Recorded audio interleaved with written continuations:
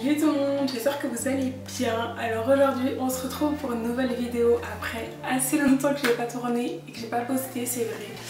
Et j'en suis désolée, je vais essayer d'être un peu plus régulière, mais avec les cours et tout c'est un peu compliqué.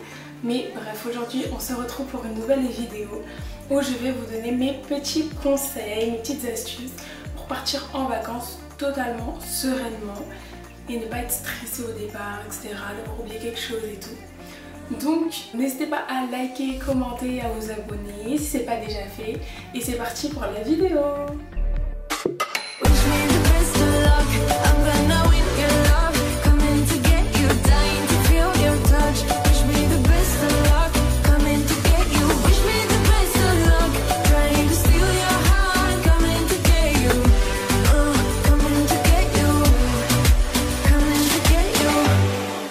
Déjà, la première astuce que je peux vous donner, c'est de s'organiser dans son travail, notamment si vous êtes étudiant, lycéen, collégien, et surtout si vous partez la première semaine. Si vous partez la première semaine, vraiment essayez de faire un plan si vous ne voulez pas travailler la première semaine où vous serez en vacances et que vous savez que vous n'allez pas travailler en vacances. Essayez vraiment de vous organiser avant de partir en écrivant par exemple sur une feuille ce que vous allez faire toute la deuxième semaine, déjà en notant tous les devoirs que vous allez faire. Et comment vous allez la répartir dans votre deuxième semaine en essayant de laisser samedi et dimanche libre pour être tranquille. Et déjà vous allez voir que vraiment si vous organisez vraiment votre travail, parce que ça va être quand même une source de stress pour beaucoup. Donc vraiment comme première astuce, c'est ça que je pourrais vous donner, c'est vraiment de vous organiser dans votre travail et au moins de le prévoir. Et donc si vous partez la deuxième semaine par contre, essayez de faire vos devoirs la première semaine, de vous organiser la première semaine pour tout finir.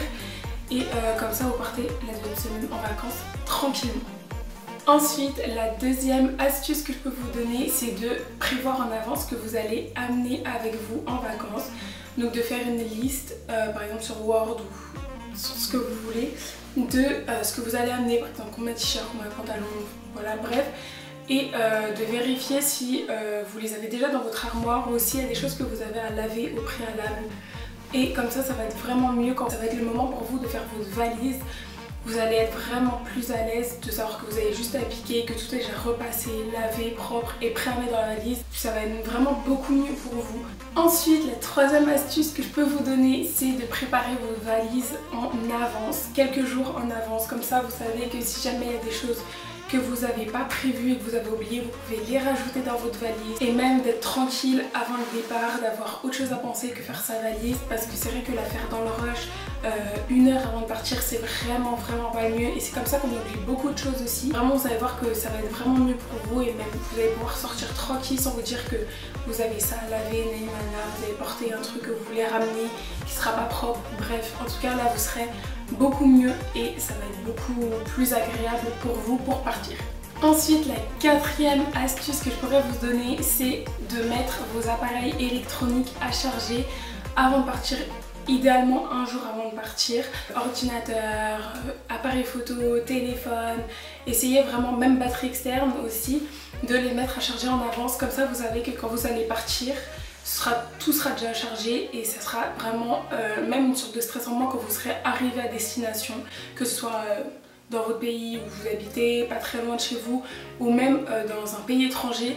C'est vraiment beaucoup mieux d'avoir déjà tout de chargé, de prêt à être utilisé.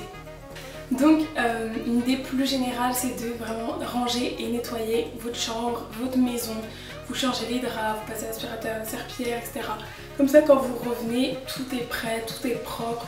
Et même, enfin vous savez qu'il n'y a pas quelque chose qui va pourrir dans votre lave-vaisselle, dans des trucs comme ça. Si vous rentrez, imaginons un jour avant la rentrée scolaire ou un jour avant de reprendre le boulot, c'est vraiment mieux de se dire que toute ta maison elle est rangée, tu vas partir tranquille, tu rentres, tu vides ta valise. Et puis après c'est terminé, genre t'es tranquille, surtout quand tu rentres tard, que t'es fatigué, flemme quoi.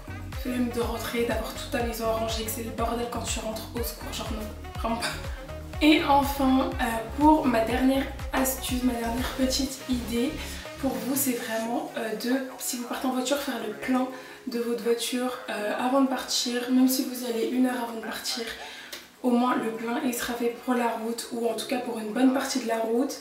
Ou alors si jamais vous partez en train, de vraiment penser à vérifier plusieurs fois dans vos sacs si vous avez bien passeport, billet, carte d'identité, ça dépend où vous allez. Mais vraiment de vérifier que vous pouvez partir en fait. C'est vrai que des fois c'est quelque chose qu'on voit assez régulièrement, genre des personnes qui oublient les passeports, les cartes d'identité et tout. Ça paraît tellement logique que t'as l'impression de l'avoir mis dans ton sac ou quoi et qu'en fait après tu l'as oublié. Du coup vraiment vérifiez bien que vous avez bien vos clés, passeport, billets, même si vous avez commandé sur internet qu'il y a bien un QR code, quelque chose comme ça, vraiment pour être sûr de pouvoir partir tranquillement et de partir serein en fait. Donc voilà, j'espère que cette petite vidéo vous aura plu, ça m'a fait grave plaisir de vous la tourner. Bah voilà, un petit peu cassée, donc je sais pas si ça s'entend à la caméra, mais si j'ai une voix pas comme d'habitude, c'est normal. Mais bref, j'espère que la vidéo vous aura plu, n'hésitez pas à vous abonner et on se retrouve très vite pour une nouvelle vidéo.